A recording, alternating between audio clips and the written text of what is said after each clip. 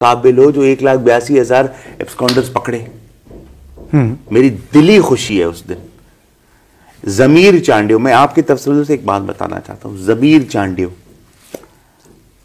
मही मकोल थाने की हद में मारा गया, पुलिस ने मार दिया, 8 गोलियां मार दी उसको। FIR लॉन्च हुई SHO और उसके खिलाफ। उस बेचारे को भी 1 साल से पुलिस वाले अपने SHO नहीं पकड़ पाए। हाँ, उनको मिल नहीं रहा होगा ना।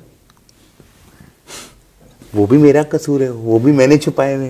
पता नहीं चांडी वही हो सकता है सर, वो लाशारी है। मारा मेरा गरीब चांडी हो गया। अच्छा, मारा आपका चांडी हो गया।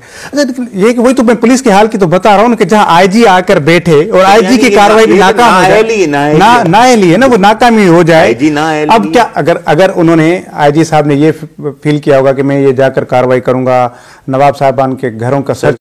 देखिए, मैं अपने लीगल एक्ट पे तो जाऊंगा, मैं कोर्ट में भी जाऊंगा IG साहब के खिलाफ। बिल्कुल मेरा राइट बनता है। बिल्कुल कंटेम्प्ट ऑफ सुप्रीम कोर्ट है।